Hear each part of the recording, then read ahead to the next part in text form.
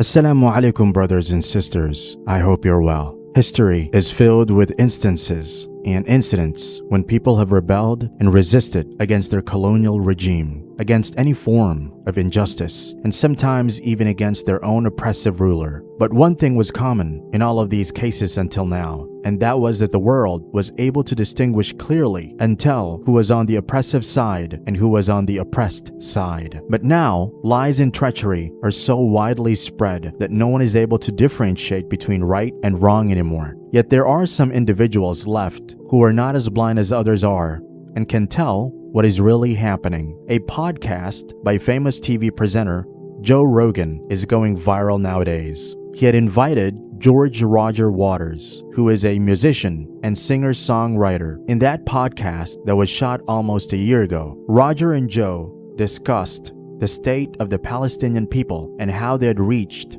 that state. Roger asserted in the interview that the Jewish state is actually planning a new intifada, which will help them achieve their ultimate aim of erasing all of the Palestinians. There's no political consequences for saying that, though. That's part of the problem. You can say that, and there's zero political consequences.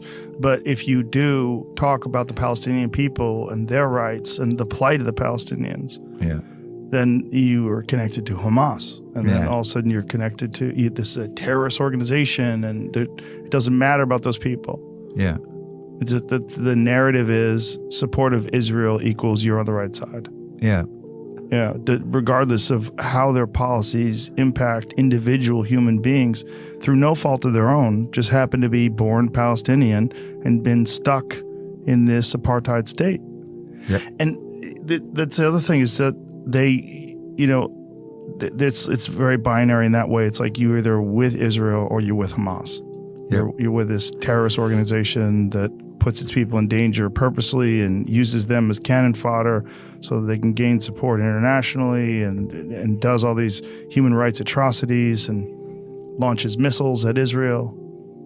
Well, yeah, I know. I hear all of this just the same as you do. But they're just human beings. Well, they're also the democratically elected government of Gaza, Hamas. Okay, and there is an armed wing and whatever. But if you actually read international law at all, or the Geneva Conventions, an occupied people have an absolute legal and moral right to resist the occupation. And this is a fact that is not bandied about when they talk about firing rockets into Israel, which almost never do any damage because they're very ineffectual. But it's another thing that is a great worry to the Palestinian community is that the Israelis seem now to have a policy of pushing them, murdering so many of them, that they are absolutely trying to create another intifada so they can make it an armed conflict where they're 1,000 times, 10,000 times more powerful than the Palestinian people, who they are hoping will arm themselves, and the young people gather together in bands and try and have an insurrection, an armed insurrection, so they can just kill them all. When you say that Hamas is the democratically elected leaders of Palestine, how corrupt... I didn't say of Palestine, I said of Gaza. Excuse me, of Gaza. Yeah. How corrupt is that election? I've no idea. I wasn't there, but it was in 2011, I think, Right. was the... has there been an election since then? I don't know how you would organize anything in Gaza, which is a prison. Right.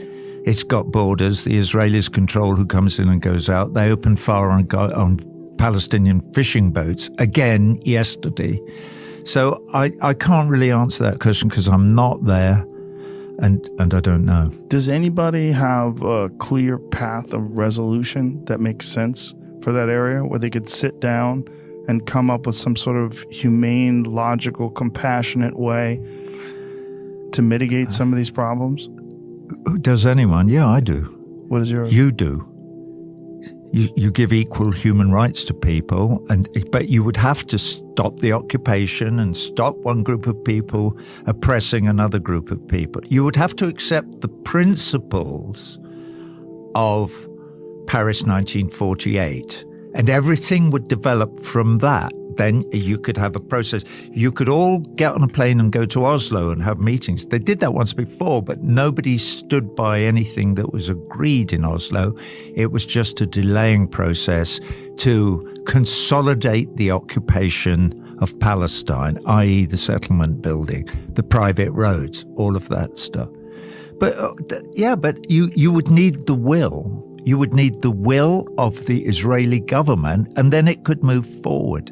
When asked about Israel's existence, Waters said, it's about a bunch of, Europeans back in the middle of the 19th century deciding that they were going to take over this piece of land and kick out anybody that lived there and take it over for themselves and for their own little cabal. Joe Rogan also responded to the claims made by Waters by stating that the Palestinians are being punished and oppressed and tortured not because of any fault of their own, but just because that they are born Palestinians. The meaning of intifada is uprising, and a first intifada or Palestinian resistance has already taken place between 1987 and 1993, which resulted in the establishment of Israel as it is now. The second intifada, that took place in 2000, has also resulted in heavy casualties on the Palestinian side, and now, as we see in the news, the third intifada or resistance movement is underway, which was the actual strategy of the occupying nation so that they could take control of the rest of Palestine as well and fulfill their dream of creating a greater Israel. Whatever their intentions are, one thing is clear for sure: the world only believes what it sees. And while the Islamic nations are showing their support and solidarity to the people of Palestine, the rest of the world is standing with injustice and tyranny.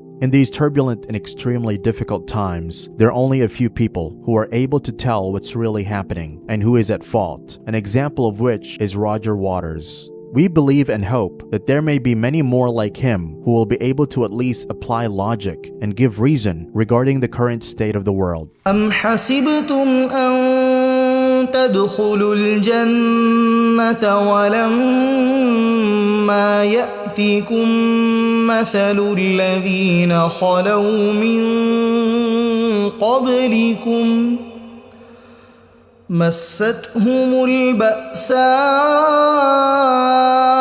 والضراء وزلزلوا حتى يقول الرسول والذين آمنوا معه متى نصر الله ألا إن نصر الله قريب. May Allah subhanahu wa ta'ala help our Muslim brothers and sisters in these difficult times. Ameen. That's it for today, brothers and sisters. I hope you liked the video. Let us know your thoughts in the comment section below. We would love to hear from you. Hit the thumbs up button, subscribe to the channel, share this video with your family and friends. Until next time, Assalamu alaikum.